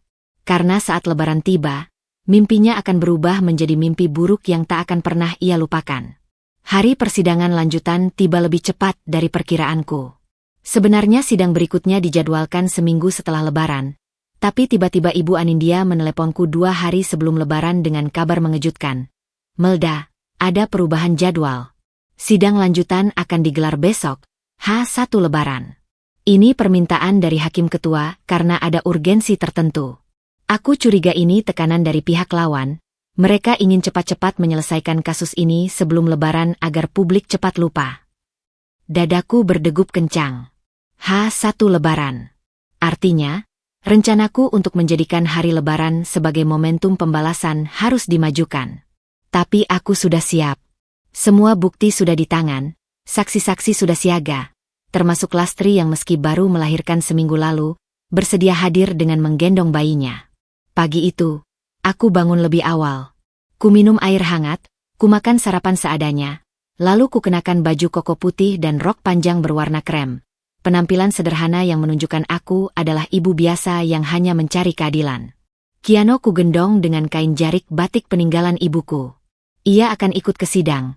Karena tak ada yang menjaga di rumah, ibuku dan Bu Lurah ikut sebagai saksi pendamping. Saat tiba di pengadilan negeri, pemandangan berbeda menyambutku. Puluhan wartawan sudah berjejal di depan pintu masuk, bahkan lebih banyak dari sebelumnya. Beberapa stasiun TV nasional terlihat memasang kamera. Ternyata kasus ini sudah menjadi perhatian publik setelah pengakuan Lastri di sidang sebelumnya viral di media sosial. Tagar keadilan untuk Melda bahkan sempat menjadi trending topik di Twitter beberapa hari terakhir. Bu Melda, teriak wartawan begitu mereka melihatku. Benarkah Anda akan menghadirkan saksi baru yang mengejutkan? Bu Melda, apa Anda siap menghadapi sidang hari ini? Bu Melda, bagaimana perasaan Anda menjelang putusan? Aku diam saja, berusaha melewati kerumunan dengan bantuan Ibu Anindya dan 2 petugas keamanan.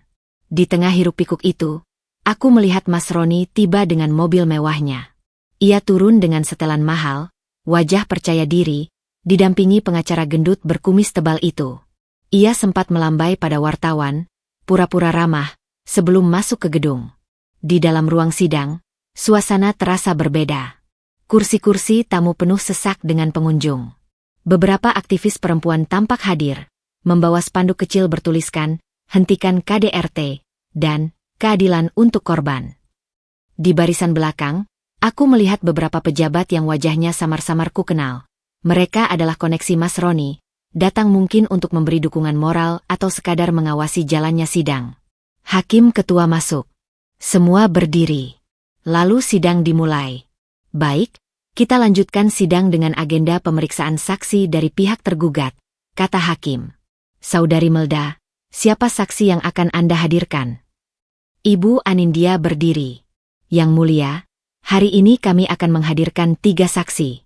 Saksi pertama adalah Ibu Lastri, mantan kekasih tergugat Roni Hidayat sekaligus korban KDRT yang dilakukan olehnya. Ruangan langsung gempar. Wartawan mencatat dengan cepat. Mas Roni melompat dari kursinya. Objeksi, Yang Mulia. Lastri adalah saksi yang tidak kredibel. Ia sakit jiwa, ia pemarah, ia. Duduk, Pak Roni. Hardik Hakim. Belum giliran Anda bicara. Saksi silakan maju. Lastri maju dengan gemetar. Ia menggendong bayinya yang mungil, terbungkus selimut pink. Wajahnya pucat, matanya sembab. Ia bersumpah di atas kitab suci dengan suara lirih. Ibu Anindya memulai pemeriksaan. Saudari Lastri, apa hubungan Anda dengan Roni Hidayat? Lastri menatap Mas Roni sekilas, lalu menunduk. Saya adalah mantan kekasihnya. Saya juga ibu dari anaknya yang sekarang saya gendong. Bagaimana awal mula hubungan kalian? Saya kenal Roni 2 tahun lalu. Saat itu ia sudah menikah dengan Melda, tapi ia bilang rumah tangganya tidak bahagia dan akan segera bercerai. Saya percaya. Saya bodoh, Yang Mulia. Lanjutkan. Setelah saya hamil, Roni panik. Ia takut Melda tahu. Lalu ia merencanakan untuk menyingkirkan Melda dengan tuduhan selingkuh. Saya ikut dalam rencana itu. Saya ikut menyebar fitnah. Saya ikut berpura-pura menjadi korban. Saya malu, Yang Mulia, tapi saya sudah terlanjur cinta pada Roni. Mas Roni terlihat gelisah. Ia berbisik-bisik dengan pengacaranya. Tapi Lastri terus bicara. Setelah Melda diusir, saya pindah ke rumah Roni.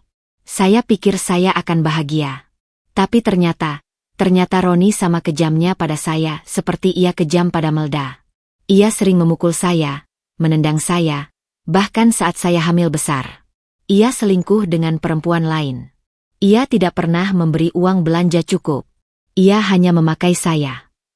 Lastri menangis. Bayinya ikut menangis. Suasana sidang haru. Beberapa aktivis perempuan mengusap mata. Saya punya bukti, Yang Mulia. Lastri mengeluarkan ponselnya. Saya merekam beberapa kali Roni memukul saya. Saya juga merekam pembicaraannya dengan teman-teman bisnisnya tentang proyek korupsi di Dinas PU. Ruangan semakin gempar. Pengacara Mas Roni langsung protes. Yang Mulia, rekaman itu ilegal. Itu didapat dengan cara melanggar privasi. Ibu Anindya tersenyum. Yang Mulia, rekaman ini justru membuktikan tindak pidana KDRT dan korupsi.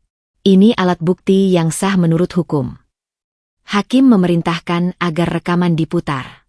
Suara Mas Roni terdengar jelas di ruang sidang, memaki-maki Lastri dengan kata-kata kotor, disusul suara benturan dan tangis Lastri.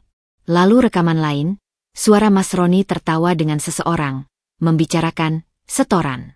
Untuk proyek senilai miliaran rupiah. Mas Roni pucat pasi. Pengacaranya gelisah. Para pejabat yang datang, satu persatu mulai meninggalkan ruangan diam-diam. Saksi kedua adalah mantan pegawai dinas PU yang dipecat karena membongkar praktik korupsi. Ia membawa dokumen-dokumen yang menunjukkan aliran uang ke rekening Mas Roni dan beberapa pejabat. Jumlahnya fantastis. Hampir 2 miliar rupiah dalam 2 tahun terakhir. Ini uang haram, Yang Mulia, kata saksi itu tegas.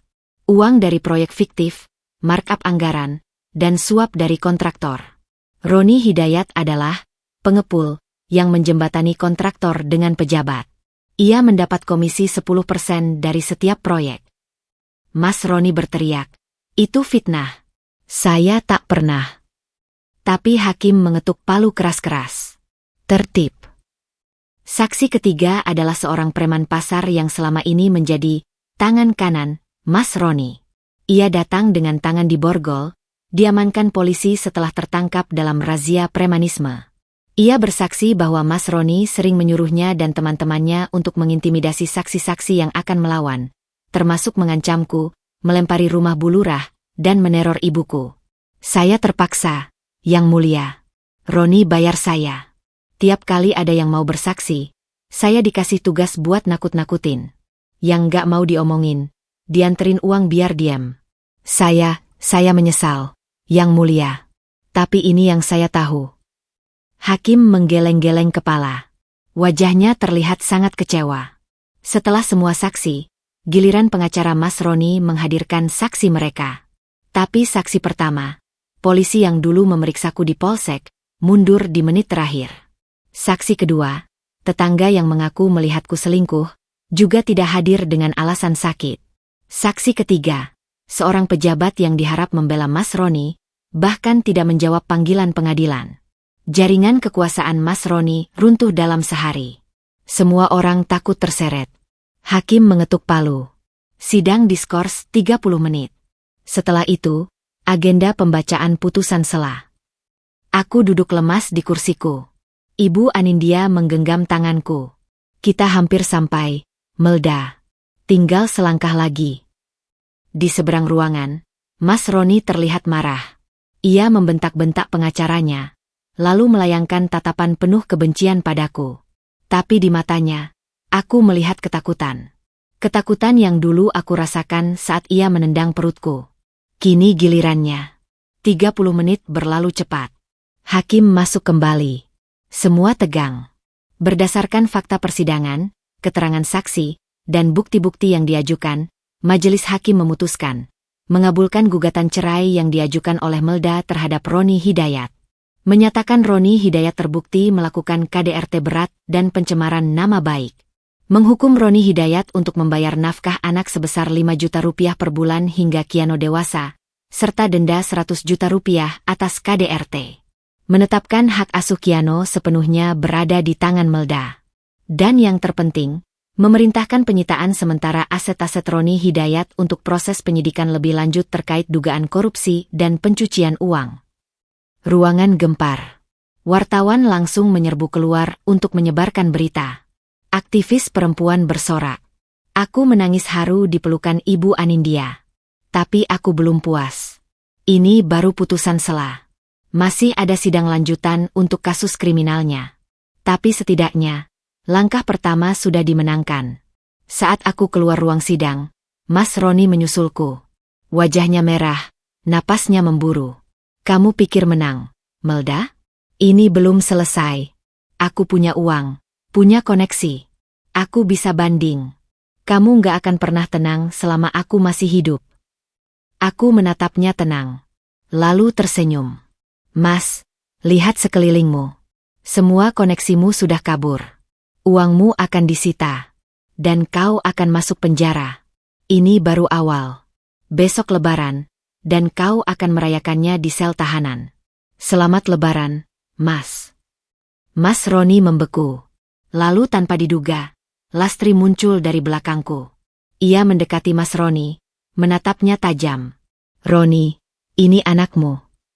Ia menunjukkan bayinya. Lihat wajahnya baik-baik. Karena kau tidak akan pernah melihatnya lagi setelah hari ini. Aku juga akan melaporkanmu atas KDRT. Jadi kau akan bertemu kami di penjara nanti. Mas Roni terhuyung mundur. Untuk pertama kalinya, aku melihat laki-laki sombong itu hampir menangis. Tapi tak ada setetes pun rasa kasihan di hatiku. Yang ada hanya kepuasan yang dalam. Saat malam tiba, aku kembali ke rumah Bu Lurah. Rumah itu penuh dengan tetangga yang datang memberi selamat. Mereka yang dulu membenciku, kini antre meminta maaf. Aku menerima semua maaf itu dengan lapang dada, meski hatiku masih perih. Tapi di tengah keramaian itu, aku menyelinap ke kamar. Aku menggendong Kiano, menatap langit malam dari jendela kecil. Esok adalah Lebaran, hari kemenangan. Dan untuk pertama kalinya, aku benar-benar merasakan arti kemenangan. Bukan karena Mas Roni kalah, tapi karena aku tidak pernah menyerah. Kiano, bisikku, besok kita rayakan Lebaran pertama kita sebagai pemenang. Dan Mama janji, tahun depan kita akan punya rumah sendiri. Rumah yang penuh cinta, tanpa air mata. Kiano tersenyum dalam tidurnya. Di luar sana, suara takbiran mulai terdengar. Allahu Akbar, Allahu Akbar. Tuhan Maha Besar. Dan aku percaya, Tuhan memang Maha Besar. Karena hanya dengan kebesarannya, seorang perempuan lemah seperti aku bisa bangkit dan memenangkan pertempuran melawan lalim yang hampir menghancurkanku. Esok adalah Lebaran. Dan esok adalah awal dari hidup baru. Pagi Lebaran tiba dengan cahaya keemasan yang menyelinap lewat celah jendela kamar kecilku di rumah Bu Lurah. Aku terbangun bukan karena suara takbiran yang masih bergema dari masjid, tapi karena tangis Kiano yang meminta susu. Kubuka mataku perlahan, dan untuk pertama kalinya setelah berbulan-bulan, aku merasakan kedamaian yang aneh di dada. Bukan kebahagiaan penuh, karena luka masih menganga di sana-sini. Tapi setidaknya, beban berat yang selama ini menindih, mulai terangkat. Kuminum Kiano dengan sabar sambil memandangi wajah mungilnya yang lucu. Ia sudah hampir 2 bulan, pipinya mulai cabi, matanya mulai fokus menatap wajahku. Selamat Lebaran, nak, bisikku. Ini Lebaran pertama kamu. Maafin Mama ya belum bisa kasih baju baru yang bagus. Tapi tahun depan, Mama janji, kamu akan pakai baju paling bagus sekampung. Bu Lurah sudah bangun lebih pagi. Aroma masakan Lebaran tercium dari dapur. Opor ayam, rendang, dan ketupat yang ia buat semalaman. Beliau dan Pak Lurah merayakan Lebaran sederhana, tapi penuh kehangatan. Ibuku juga sudah bangun, membantu Bu Lurah di dapur sambil sesekali menyanyi lagu-lagu lama. Aku mandi, memakai baju koko putih yang sudah kusetrika semalam, lalu memakaikan Kiano baju koko putih mungil hasil jahitan ibuku. Kami semua bersiap untuk salat Idul Fitri di masjid. Tapi sebelum berangkat, aku menerima telepon dari Ibu Anindya. Melda, selamat Lebaran. Ada kabar penting. Tadi malam, Mas Roni ditangkap. Tim Saber Pungli bersama polisi menggerebek rumahnya dan menemukan bukti-bukti korupsi yang lebih banyak. Ia sekarang ditahan di Polres. Lastri juga sudah membuat laporan KDRT, dan polisi langsung memprosesnya. Aku diam sejenak. Ada perasaan campur aduk. Lega, tentu saja. Tapi juga ada secuil rasa. Apa ini? Kasihan? Tidak. Bukan kasihan. Mungkin hanya kesadaran bahwa roda karma benar-benar berputar. Terima kasih, Bu. Selamat Lebaran juga. Kututup telepon, lalu kubereskan ponsel itu. Kulihat Kiano tertidur pulas di gendongan. Ia tak tahu bahwa ayahnya sedang di sel tahanan di pagi Lebaran ini. Kami berangkat ke masjid berombongan. Aku, Kiano, ibuku, Bu Lurah, Pak Lurah, dan, entah mengapa, Lastri ikut juga dengan bayinya. Ia berjalan di belakang. Diam, menunduk. Beberapa tetangga menatapnya sinis, tapi tak ada yang berani berkata kasar karena Bu Lurah di depan. Salat ID berlangsung hikmat. Khatib berceramah tentang makna maaf dan kemenangan sejati. Katanya, kemenangan sejati bukan saat kita bisa membalas dendam, tapi saat kita bisa memaafkan. Aku merenungkan kata-kata itu. Memaafkan? Bisakah aku memaafkan Mas Roni setelah semua yang ia lakukan? Usai salat, tradisi di kampungku adalah halal bihalal keliling. Bersalam-salaman dengan tetangga, saling bermaafan. Tahun lalu, aku melakukan itu dengan Mas Roni di sisi, pura-pura bahagia meski rumah tanggaku sudah retak. Tahun ini, aku sendiri. Tapi tak sendiri, karena ada Kiano. Saat aku melewati rumah yang dulu menjadi tempat tinggalku, kakiku terhenti. Rumah itu kini kosong. Pintu dan jendela tertutup rapat. Di pintu depan terpampang segel dari kejaksaan. Rumah yang dulu aku bersihkan setiap hari, aku hias dengan gorden biru kesukaanku. Aku bayar cicilannya dengan keringatku, kini menjadi barang sitaan negara. Bu Lurah meraih lenganku. Nak, jangan terlalu lama di sini. Ayo kita lanjut. Tapi saat aku hendak berbalik, seseorang memanggilku. Melda. Aku menoleh. Seorang perempuan parubaya dengan baju Lebaran agak lusuh berdiri di pinggir jalan.